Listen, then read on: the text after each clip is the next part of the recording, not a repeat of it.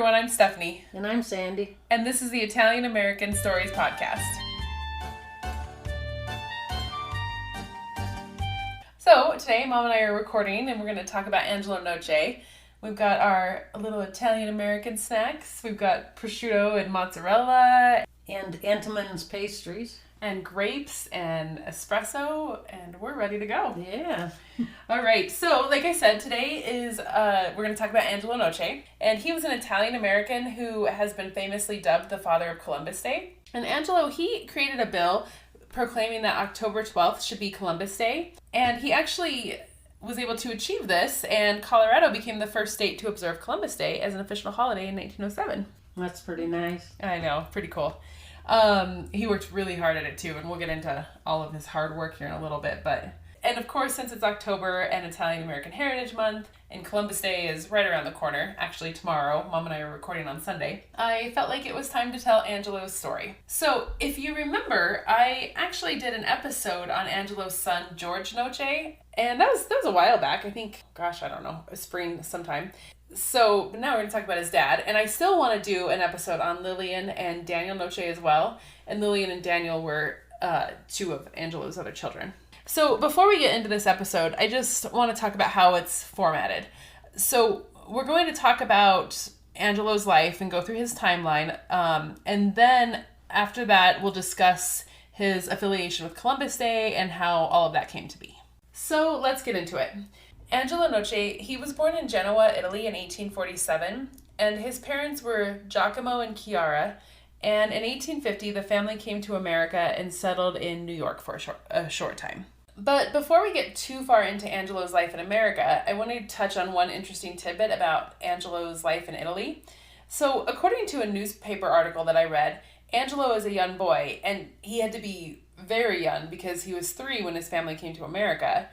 Angelo participated in a Columbus Day celebration/parade in Genoa. He was actually chosen to carry a flag in the parade, and this is said to be one of the events in his life that led to his interest and passion about Christopher Columbus. The family struggled financially when they were in New York, but in 1858 they moved to California, and they settled around Jackson, California, which is pretty close to Sacramento, and Angelo's father worked in the mines. Angelo went to St. Mary's College in San Francisco in 1864, and he was actually part of the first graduating class at that college. After graduating from St. Mary's College, he went to Santa Clara University, where he continued studying journalism and printing. He then went to work for the Amador Dispatch for a few years as a printer, and he joined the Typographical Union in 1869 and remained a lifelong member. In 1870, he was appointed interpreter for the courts of Sacramento, and then he worked as a notary public in Eureka, Nevada from 1879 to 1882. And he did so much for the Italian community in Eureka that he received a letter of thanks from the Minister of Foreign Affairs of the Kingdom of Italy. And it was kind of funny because when I was doing all of my research, I actually ran across this part where he lived in Eureka, Nevada towards the end of my research. And I was like, oh my gosh, there's probably a whole pile of documents that I'm going to have to go through for Eureka, Nevada. But I couldn't find anything, but I was like, oh, great. Almost done with all my research and almost done with the script. And then I found that he lived in Eureka, Nevada for quite a few years, actually. He was there from 1879 to 1882. So I guess 3 years. But still enough because he was such a busy guy. I thought, oh my gosh, I'm going to be researching for another 4 hours. But there wasn't really that much in the newspaper, so. Yeah. But before he moved to Eureka, Nevada, he was living in San Francisco, and on October 12th, 1876, the city held a festival honoring Christopher Columbus, and Angelo Noce, he was actually selected to serve as the assistant grand marshal of the festival. And this festival was actually a huge inspiration for Angelo as well to pursue creating a designated holiday for Columbus. But while still living in San Francisco, on August 26, 1878, Angelo married Astuna Leveroni, and she came to America with her family in the early 1870s. And they would go on to have 10 children. And I don't know if it's 10 children. I saw, like on Ancestry, anywhere from 8 to 10 children. But as we'll get into here in a little bit, he does have 2 children die at a pretty young age. So maybe some family trees don't list those 2 children. So anywhere from 8 to 10. In 1882, he and Assunta left California for Colorado, And in Colorado, Angelo, he became very successful and built a lot of his own businesses. So sadly, a few years after moving to Denver, they lost their young son, who was only 18 months old, in a tragic accident. And apparently their little boy, he fell into a ditch and drowned. So that's pretty sad. I know. And I tried to find the name of and the grave of this little boy, and I had no luck. Because, like I said, I was looking on Ancestry at the family trees. And so if he drowned in 1882 and he was only 18 months old, I mean, he was born in 1880-ish, somewhere around there.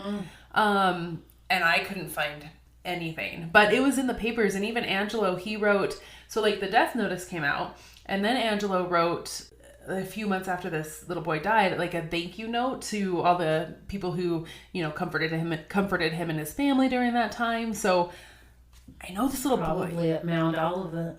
Probably, yeah. I couldn't find, on findagrave.com, I couldn't find anything.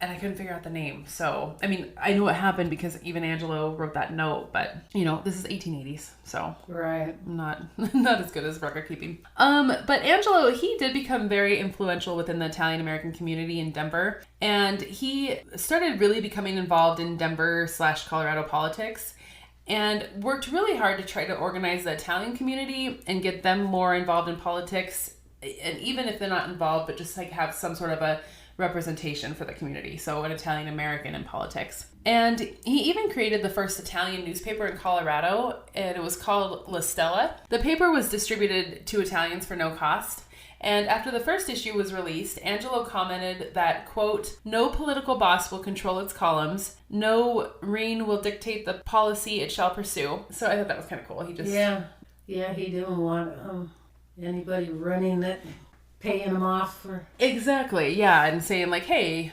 Put this in. Exactly, we'll pay you some money if you talk about this certain agenda or whatever. Right. So... Politics, exactly. And the first issue, it came out on October 3rd, 1885, and Angelo wrote a letter to his readers in that first issue, and I'm actually going to read that letter really quick. It's just a short letter. Okay, so here is his letter to his readers.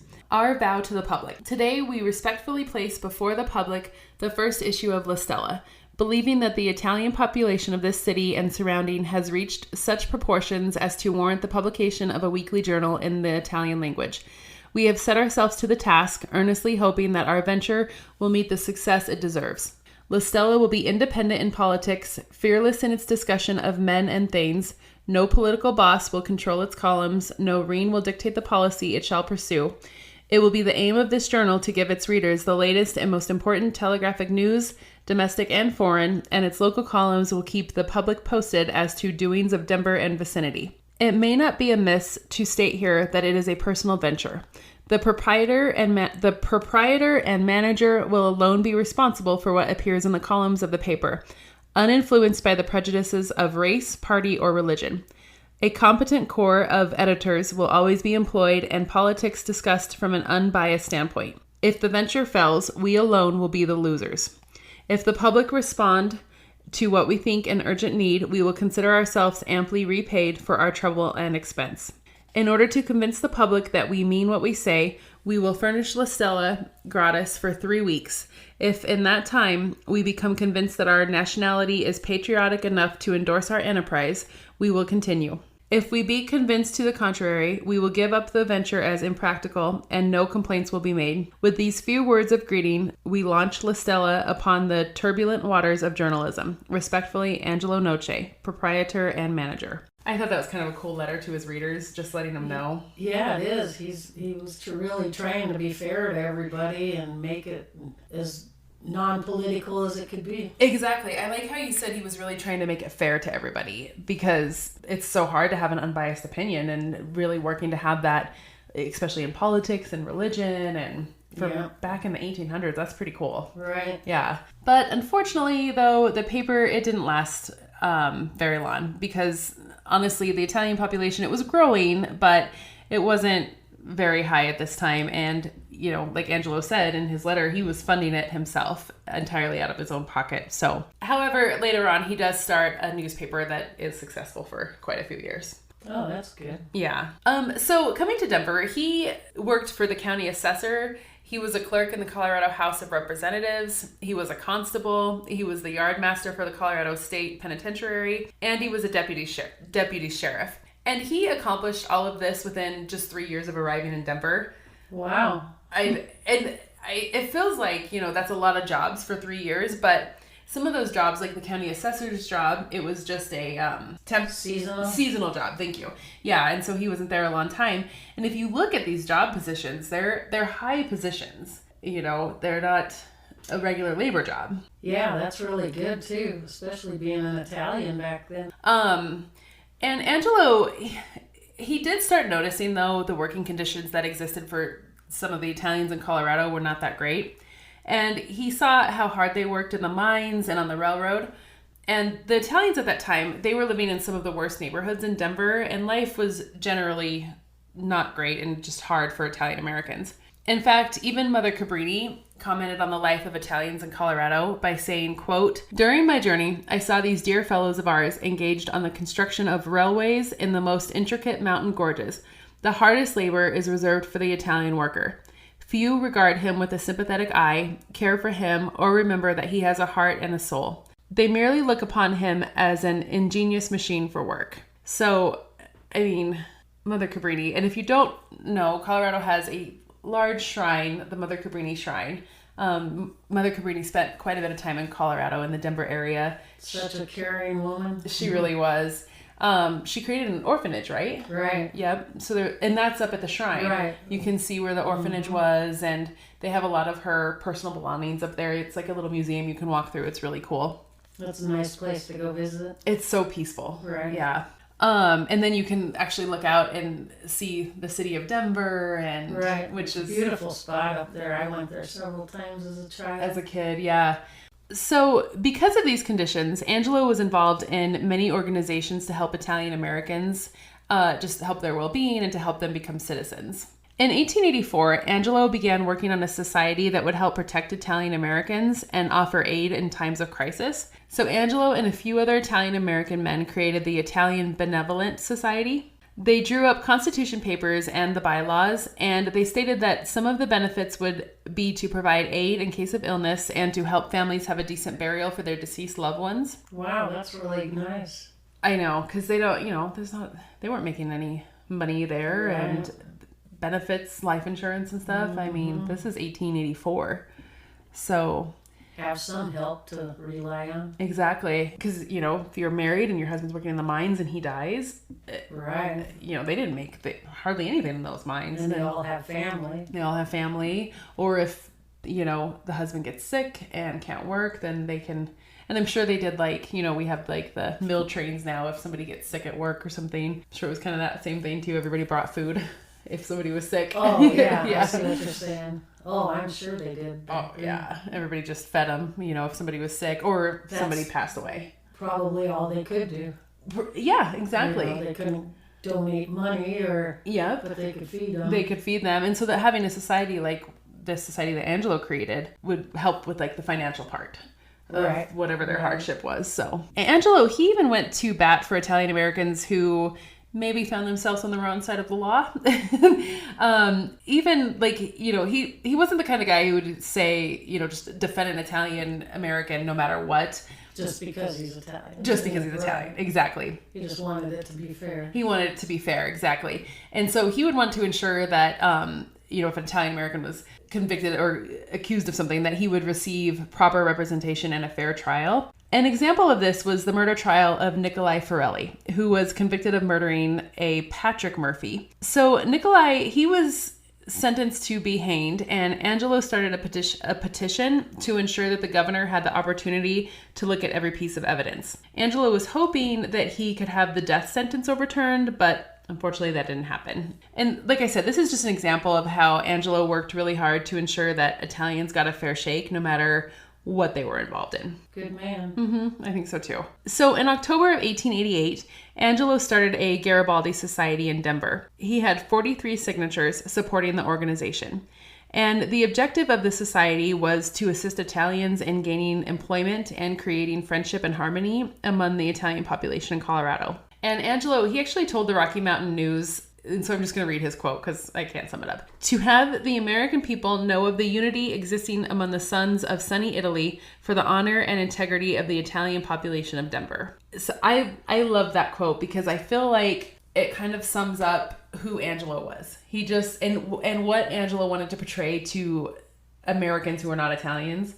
I think he just wanted people to see Italians as happy, family-oriented. Right, not the way that they looked upon them. Exactly. And I'll get into a few quotes later that talks about what you just said where, he hated the word Dagos, and that was used a lot at that time to describe Italians. And I think he just really wanted to somehow show the American society, like, how great Italians are. And I love that quote. I think it's really cool. Just like the rest of the community, just have a different heritage. Exactly. Yeah. Yep. Exactly. We're just like everybody else. We just... Or maybe better. I mean, we're not biased at all. You better scratch that one. Oh, heck no. I'm leaving that in. That was great. The newspaper reported that the members would wear uniforms that consist of a red shirt, blue pants, and a black hat. And also, I thought this was kind of neat. The oath of membership, it required that each member be a U.S. citizen, whether by birth or naturalization, and each member shall abide by the laws of the United States. That's good. Yeah, that is good. And I think that's just another way to show, like, look, we want to be here. We want to be in America. Yeah. We're trying to fit in. Exactly. Yeah, we're trying to, do the right thing. And so in 1891, Angelo helped a large group of Italians living in the Little Italy area create a petition to block a saloon from opening up in their neighborhood. And so an ex-policeman, his name was Patrick Lewis, he actually wanted to open up a saloon in the Italian neighborhood. And this saloon would have only been a short 325 feet from a kindergarten school. And the kindergarten school, it was, for years, kindergarten was only half time. And even back in, what was this, 1891, it was only, so the kids would only go to school in the morning and they would be done by noon.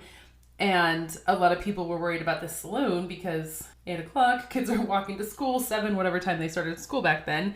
You could still have some drunks hanging out or pass that on the street or whatever. So a lot of the Italians in the neighborhood, they were, of course, not happy about this. And so a lot of the Italians, they spoke to the Rocky Mountain News, but they actually had Angelo interpret for them because they either didn't speak English at all or their English was so limited that Angelo, he really wanted to make sure that their statements didn't get mixed up or lost in translation. Angelo, he told the reporter that there was already 6 saloons within a block and a half of this kindergarten school. Good grief. I know, it's like, how many more do you need? And why is an ex-cop opening up a saloon? Well, money. Yeah, money, and maybe there's a reason why he's an ex-cop. And of course, this kindergarten school, it was right in the same area, but basically the Little Italy area where all of the Italians lived. And so another Italian told the reporter, quote, "I like my glass of beer or gin, but I don't want it sold right before my children. They call us Dagos and all that, but we want our children brought up right." That's kind of like what we were talking about earlier where, they were referred to as Dagos and, they wanted to show like, hey, yeah, we like our alcohol too, but there's a time and place for it. 6 saloons. In a block and a half? Of a kindergarten school? I mean, where this situation got really nasty was when a group of Italians realized that their names were added to a petition asking for the saloon to come to the area. However, these Italians did not want their name added to this petition. So apparently what happened was they were duped into thinking that it was just a, quote, big brick building being put up.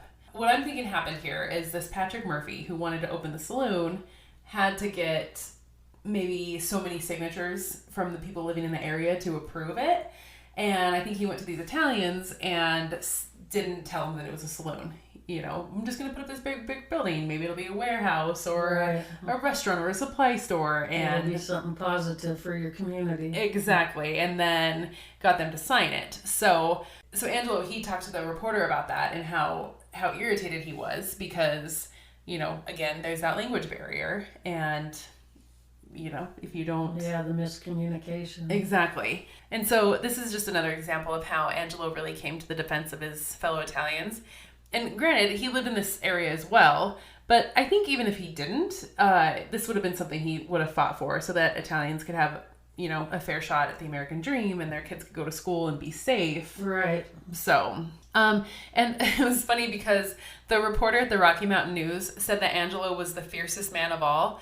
And so I kind of picture this like Angelo interpreting to the reporter whatever these Italian Americans are saying, and then when it was his turn to talk, he must have been really fiery. And so Angelo, he told the reporter that he has nothing personal against Lewis, but that he would fight the establishment of another saloon to the bitter end. And so I was actually able to track this situation for a little while, and I found where Angelo and the Italians, they were actually able to have the petition suspended. So, basically the building of the guy can have this building built. But I couldn't find anything after that. So I don't know if the situation just got dropped or if he was able to build his saloon. Hopefully he wasn't able to. Right. They don't need 7 saloons. Around 1895, Angelo, he started gathering information on and researching various Italians in Denver. And his intentions were to create a book of prominent Italians in Denver. And I'll actually talk about this book a lot later, but even in 1895, where the Italian population wasn't very large, he was already thinking about, indexing and gathering information and creating a book to talk about Italians. So, oh, wow, that's really nice. I know, I thought that was kind of cool. So not only was Angelo kind of the academic guy who, worked for the clerk and gathered information, was writing books, he was also a little bit athletic, because I found this really cool article from October 21st, 1895 in the Rocky Mountain News, where Angelo, he actually chased down a horse thief. And so the story goes that Angelo, who was a deputy sheriff at the time, was visiting friends in a town right outside of Denver when he noticed that someone was driving, or I guess riding, off with his horse and wagon. So this person was stealing his horse and wagon and taking off. And so Angelo, he gave chase, and according to the newspaper, he chased the wagon for several miles until he lost sight of it. Wow. I know. And so when he lost sight of it, he turned around and walked back to town, where he encountered a constable who helped him chase down the assailant. And they eventually caught the man. And apparently Angelo was so thrilled with the work that the constable did, he recommended him to be promoted to head of the detective agency. But the several miles, it kind of caught me off guard. Yeah. And still have sight of it. And still have sight of it, and then have the energy to turn around and walk back the several miles. And so, I don't know, I kind of questioned it, especially because Angelo, he was 48 at this time. But, we've talked about in previous episodes where newspapers just blow things up and elaborate details. Right, it could have been blocks. It probably was blocks. Because it was they probably didn't have blocks. Oh, that's true. But, I don't know. But the, what we know of is blocks. Right. Several miles, I kind of question that. But tragedy, it struck the family again in 1897 when their son, Peter Angelo Noce, passed away from heart disease. I actually saw the obituary for this one. He was only 17 years old when he passed away. Good grief. I know. And again, it was 1897. So I kind of question what he really died from. It just seems so young, 17, to die of heart disease. Yeah, they just probably didn't have a lot of things to diagnose other stuff with. No, I agree. And I guess you never know though, but what's really weird is the death notice that was in the paper. It said that this was the second son of the Noces to pass away from heart disease. But I only know of the 18-month-old that died. And he drowned. And so I searched, but I couldn't find another son that had passed away. In 1899, Angelo himself became sick and was hospitalized for a short time. And he was sick with what is called carbuncle. And I had to look that up. I had no idea. And it's actually an infection of the hair follicles. And I guess his infection was it said at the base of his hairline and the back of his neck. So, and he was in St. Anthony's Hospital for 4 days for this. Huh, I've never heard of that. I haven't either. Around 1904, Angelo really started pushing for more Italians to get involved in and be represented in politics. In March of 1904, 500 Italians gathered at a local Italian hall in the Little Italy area, and they started the Italian Political Club. And Angelo, he gave a speech and advocated to have an Italian placed on the state ticket. He said if this can be done in New York, California, and Louisiana, then Colorado can do it too. Especially because at this point there were 16,000 Italians registered to vote in Colorado. Wow. Because what is this, 1904? Yeah. That's a lot. In fact, during this time, Angelo was traveling back and forth between Colorado and Washington, D.C., because he had been appointed as an interpreter and special agent in the Bureau of Immigration. And so I think spending time in D.C. and in Colorado was another way that Angelo was able to push his political goals and eventually his push for a Columbus Day holiday. And in fact, 1904 was a really busy year for Angelo. He was also working on completing his book about Italians in Colorado that we talked about earlier. By 1904, he actually had a pretty good chunk of it done. But the next year, 1905, it was actually just as crazy of a year for Angelo as well. A lot of his dreams about Columbus Day started gaining momentum. He uncovered a real estate scheme in New York, and he became the first Italian American ever employed at the State House in Colorado. I want to talk really quickly about this real estate scheme because this is kind of interesting. I guess there was a big real estate company in New York City that was advertising throughout the country that they had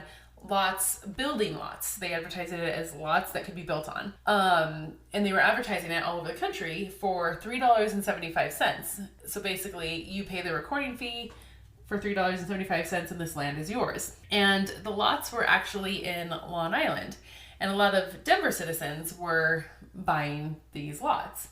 And $3.75 in today's money is $135. And so I'm not sure how he figured it out, but Angelo was able to determine that these lots being sold were actually on the sandy beaches where Long Island is. And it's basically like literally on the beach where the tide comes up. And so, of course, you can't build on that. But like I said, I couldn't figure out how Angelo figured this out, or honestly what the outcome was. Hopefully, though, a lot of people got their money refunded. And in the article I read, it actually said that, you know, most of the people that bought that were people who couldn't even really afford the $3.75. So swindlers everywhere. Exactly. Forever. They're still around today. And so in the years from 1905 to Angelo's death in 1922, most of the research and material that I found was pretty much just about his work on having Columbus Day become a holiday. And I did find a lot of stuff about his work on the book that he was creating for the Italians in Colorado. In fact, in 1918, Angelo's book, which was titled Early History of Italians in Denver, was almost complete. And in fact, the book, it was basically ready to be published, but it had to go to the State Museum, and it was put under review by a historian. And the article I read said that the book had a lot of biographies of the Italian pioneers in Colorado, but unfortunately, Angelo never saw his book published because on January 5th, 1922, he passed away at the age of 74. He did pass away at his home, and he did have a small funeral service in Denver, but he requested that his body be sent to California to be buried. And one of the obituary notices I found, they of course listed his achievements in the printing industry and his accomplishment of having Columbus Day become a state holiday. But it also briefly mentioned that he once worked with the famous Mark Twain. Huh. That's kind of cool. I wonder what he did. I know, I was wondering that too. I kept thinking, like, did they write something together? Like, what did they do? But I couldn't find anything on it. And at the time of his death, he left behind his wife, 4 sons, and 2 daughters. And this is the crazy part. 8 months after Angelo passed away, I found an article in the Denver Rocky Mountain News discussing that his book was finally complete and published. Oh. I know. He worked, was it 1895 he started gathering the research? Yeah, 30 years. Yep. 30. Yeah, about 30 years. Close to that. And 8 months later, it was published. And so here's what happened, according to the article.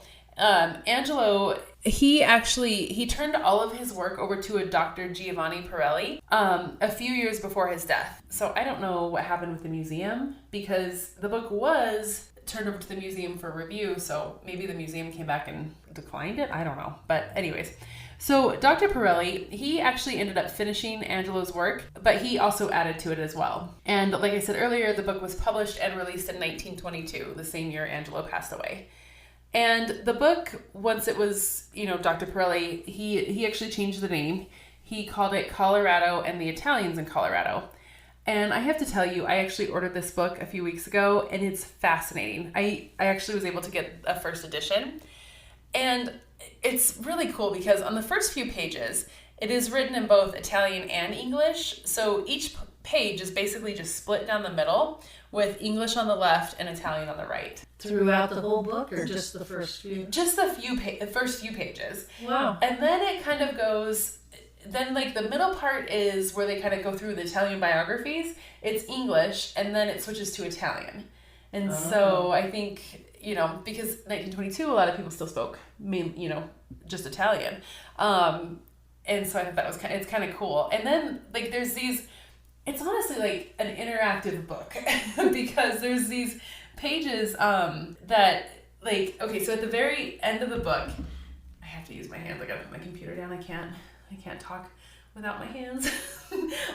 So at the end of the book, there's just all these blank pages, and then this map of Italy, it unfolds out of the book and like hangs out of the book. It's really cool. Wow. Yeah. Like I said earlier, the book is full of statistics about Colorado, like farming, orchards, crops, how many like population in certain areas, and the statistic page unfolds and comes out of the book, and it's really cool. Probably, I mean, of course I love reading about the biographies of the Italians, but what's really cool is at the end of the book, the last maybe 20 pages are just advertisements. Like, it's neat because it's actual advertisements of companies in Denver from 1922.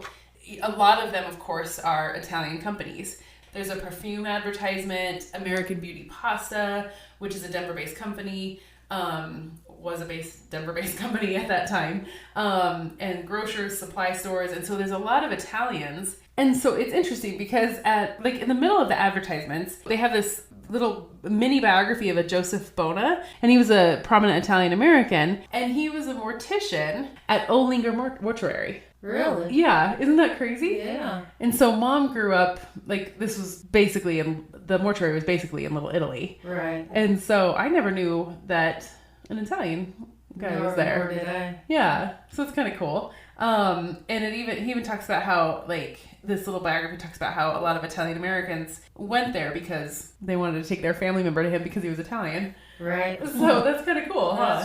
That's really cool. Yeah, it's just, I haven't read through all of it yet, but it's I was wondering why he changed the name of the title of the book. I was wondering that too, and I know that, so I think Angelo was just focusing on Denver Italians, but I think Pirelli, he focused on Colorado in general. Oh, so okay, that makes sense. Yeah, because in the book, I think he brought in like the statistics about all of Colorado, and like so many Italians were in, the western side, the eastern side, and I think he broadened it to Colorado. So I think that's why he changed the name. Oh, Well, that makes sense. Yeah, so, but it's a fascinating book. And I've actually already posted some pictures on the Instagram page, but I'll post a few more. I'm going to post the advertisements. They're the best. So yeah, I'm excited to look at that. Yeah, you'll have to maybe take it home tonight and you can look at it. Yeah. But what's really interesting, and to tie all this back to Angelo, is in the first part of the book, there's a letter between Angelo and Dr. Pirelli. In this letter, it kind of gives an insight into the last few years of Angelo's life. So in March of 1921, Angelo informed Dr. Pirelli that as soon as he was out of the hospital, he would turn over all of his research to him. And later that year, in September of 1921, Angelo and Dr. Pirelli were able to meet up, and Angelo gave him all of his research, documents, whatever he's already written for the book, to Dr. Pirelli. And he also provided Dr. Pirelli a written statement. To whom it may concern, owing to the fact that I am in a serious condition from an illness of a long duration, and feeling that I will never be able to publish the book, History of the Italians in Denver, I cheerfully hand it over to Dr. G. Pirelli, who will publish the history of the Italians in Colorado in the Italian language and perhaps in English also. Signed, Angelo Noce. So that's where that came from. Yeah, so Angelo focused on Denver, and Pirelli focused on Colorado overall. And the Italian and English. Oh, yeah, that's right. And the Italian and English, yeah. And so later on in the book, Dr. Pirelli, he claims that he has left Angelo's writing in their entirety, so he didn't change any of Angelo's writing. And, so whatever biographies Angelo did, he just didn't change the writing. That's good. I thought so too. Leave it in, it was his his idea for the book and everything. So now we're going to backtrack a little bit and go back to 1890 and really start diving into Angelo and, all of his work that he did to have Columbus Day become a holiday. So in 1890, this is the year that Angelo started talking to Colorado State Senator Cosimo Barella. He wanted to introduce the bill that would honor Christopher Columbus and, like I said earlier, create a state holiday. So Angelo, he really wanted October 12th to be Columbus Day. And this senator, he agreed with the bill and liked it, but I don't know why in 1890 it was not brought up to legislators. I couldn't find anything. And honestly, Angelo, he would work from this point on for 17 years to make this dream of his come true. So here's an interesting fact. Angelo, he actually wrote the Columbus Day bill by hand before submitting it to the legislatures. How cool would it be to see that handwritten bill? So between the years of 1890 and 1891, Angelo also worked on securing funds for a Columbus memorial. But ultimately, the memorial ended up in Pueblo, Colorado. And it's a pretty cool memorial. I've been there. I'm just remembering this, just, images in my head. But it's like a circle memorial, and it has Columbus's face on it. And there's a brick wall behind it. And then it has plaques on the brick wall with Italian names. So maybe Italian families that contributed to the memorial or something like that. But it's pretty cool. Oh, that's nice. In 1904, Angelo gave his bill again to a state legislature, and this was Emmett Bromley. And he took the bill and did some editing on it and presented it to the State House of Representatives and the Senate on January 13th, 1905. But the bill, it didn't pass that year. In one article that was published in 1905 in the Lamar Register, the author talked about how perhaps if the bill would pass, Italians would be more accepted. And I'm actually going to read the last part of the article. It's pretty interesting. There are in Colorado some 18,000 Italians, and most of them very hardworking and industrious people. Some of them highly cultured, but the average American child sums up all the sons of the erstwhile mighty Roman Empire in the one term of derision, Dago, and lets it go at that. Perhaps if once a year, this self-sufficient young person should hear something of the struggles, the courage, perseverance of Columbus, the tragic story of defeat, and the more tragic story of success that ended in prison, it might make him a little less bumptious, a little better mannered to his dark-eyed, olive-skinned comrades at school. All it says is the Denver Times, so I don't know who wrote this article. I thought it was kind of neat. I mean, this is 1905. Right, and especially if he's not an Italian, or she.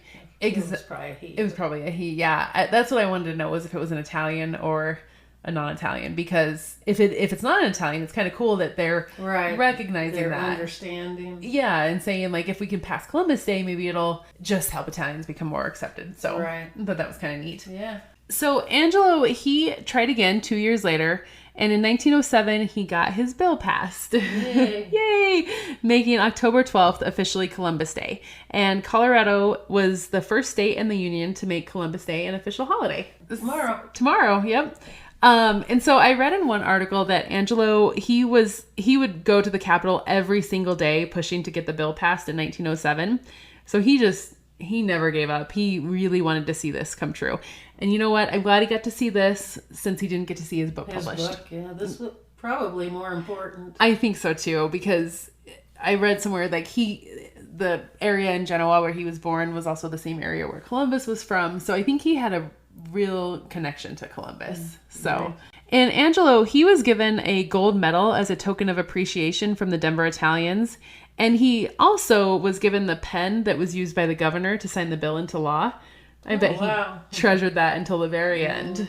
So the Columbus Day Parade in 1907, it must have really been a sight to see. One headline that really stuck out to me was from the Denver Post, and it said, "Men of his blood show their pride in the courage of the great explorer." And so I'm sure the Italians, they were so proud. And like we've talked about, Italians at this time were not always favorably viewed. And this was just a way to feel recognized, accepted, and show off our great culture. Right. And so in this parade, this first parade, Angelo, he was the grand marshal of the parade. And the executive committee consisted of Felice Lepore, Michael Perillo, Frank Falico, and Rocco Smaldone. Hey. Yeah. Grandpa. Yep. So Rocco Smaldone is our relative, and he was actually the one who came over from Italy. So Yeah. Mom's great-grandpa and my great-great-grandpa. Yeah, that's really nice. I know. So that was really cool to see his name in the paper. And participating in the parade, there were police officers, the Garibaldi Society, San Rocco Society, Sons of Colorado, the German American Veterans Society. Wow. I know, so that's kind of neat. And a variety of city officials, and of course the Knights of Columbus, which Rocco Smaldone was a member, our grandfather, great-grandfather, whatever, was a member of as well. Right. So, and there's actually I'll post the picture of him. There's a really cool picture of Rocco with the hat on. So, and so there was actually, so after the parade, there was a pavilion where bands played and people could dance. And Florence Heath, she was a reporter with the Denver Post, and she attended the parade and the after events. And she wrote an article about the parade and the Italians. And she expressed some of the details in a really beautiful way. And then some of the details in a odd way, I guess I could say. And so I'm actually going to read a few sections of her article because no matter what I could say, I couldn't sum it up. So No, I want to hear this. This is really fascinating. Okay, so like I said, I'm just going to read a few parts of this. And I'm going to read the very first paragraph of her article. It goes, "A carpet of autumn leaves and many a hue were spread in Bloomfield Park yesterday for the feet of patriotic Italians who celebrated there the festival of Columbus with dance and song." I thought that was really cool. Nice, yeah. How she put like the leaves, talking about the leaves and the patriotic feet. And another section goes, "The parade was the feature of the day, and while it was not long or strong, numerically, it served to emphasize the great deeds of the discoverer and to display to display to the public the patriotic emotions that dwell in the hearts of every son of Italy." Oh, that's nice. I know. So she's like, I just really loved how she expressed it. And then this part made me laugh. So in the next part of our article, it's called "Finish with Festival." But the day begun with a parade must be finished with a festival in which the wives and children could participate. The Italian is a man of family, and his family must share with him his pleasures. So, according to this article, it kind of makes it sound like only the men participated in the parade. Parade, yeah. I mean, I don't know if that's true or not. Maybe they were just home with all the children. Yeah, that's kind of different, right? And so then she goes on to explain the festivities and the dancing. And this is where I said it kind of gets a little odd. There was dancing in the big pavilion, and between the dances, swarms of brown babies and small boys and girls played games and slid over the smooth floor. She had to put that in? You had to put brown babies? It's just like, she does this beautiful job of like describing it and talking about how proud they are, and then brown babies. That struck me as the whole reason he wanted Columbus Day to be. Exactly. So we didn't talk about Italians as like in that manner. Derogatory, exactly. So she goes on to say, babes were, and then she starts explaining it, and I can picture this in my head, and it's so charming. Babes were exchanged for admiration by their elders, and one small tot invaded the musician station. And such is the affection of the Italian people. And I just, and again, I don't want to get too judgy because 1907, it's just just came natural for him to say that. Exactly. And so then she explains the music. It was Satriano's band, and anyone to whom music is a language could not fail to recognize the language. It expressed the Italian temperament, not in all its emotions, but in the languorous waltz of the country where the sun shines ever and makes movement and exertion. Here and there a couple arose and danced leisurely with the slightest motion across the floor. Just as often, the two were middle-aged, husband and wife, their muscles a bit stiff from labor, but their spirits young. And after the exertion, there was beer or a glass of wine to fortify and refresh. And so then she talks about food. An Italian festival without spaghetti is an affair horrible to conceive. Columbus would surely turn in his grave at the thought, and with good reason. Is it not a dish fit for kings and princes, made as only the sons of daughters of Italy can make it? So then the next section of her article is titled Plenty of Spaghetti. And she spells spaghetti Spaygetti. And so I thought, okay, before I get too judgy, I'm going to Google this to see if it's a 1907 reference that I'm missing. And when I Googled it, all I could find was they literally called it spaghetti, like SPAY, benefits for like humane societies or vets, like come spay or neuter your dog and you can have a bowl of spaghetti. So I think Florence. Oh, wow. I know. So I think Florence or whoever edited this article at the Denver Post just spelled it that way. Spaghetti. And so she talks. Okay, so I'll read the part about the food. That's funny. Isn't that funny? I was like, okay, I don't want to get too judgy because there could be something I'm missing, but no, I don't think so. So there was a chef yesterday stationed near the pavilion cooking spaghetti, and here she spells spaghetti right. So I don't know. Cooking spaghetti in boilers and great joints of beef in cans of monstrous size, and grating Italian cheese on a grater of gigantic proportions, for there were many hundreds present during the afternoon and evening. The children ate their way through balls of sticky popcorn or buried their small faces in ice cream cones, while one infant, just able to toddle, hugged under her tiny arm a bottle full of pop. Yeah, it just sounds, I don't know. It's right. Not the, who knows? I gotta remember this is coming from a Florence Heath. So eventually she does get to talking about Angelo. And she says, of course, Columbus Day would be incomplete without Angelo Noce, the father of the bill that made the day a legal holiday. So he was there in clothes that were just plain citizens. So was General Charles D. Pathan, whose name did not fit at all, but who, as a warrior, a leader of regiments and parades, is entitled to a ticket of any patriotic entertainment. And then she goes on for a whole paragraph talking about this general. I'm like, how about that isn't Italian? That isn't Italian. It's like, how about we talk about Angelo? You know? Like, let's talk about him. In 1915, Angelo started a movement to have one of Colorado's mountain peaks named after Columbus. But he was kind of like with everything he did, he was really fair about this. And he told a reporter with the Denver Post that they didn't want to rename a mountain. They were just wanting a mountain peak that has not been named yet to be named after Columbus. And even a paper in Genoa, Italy, recognized the efforts of Angelo, and they published an article in their newspaper discussing the hard work Angelo has done.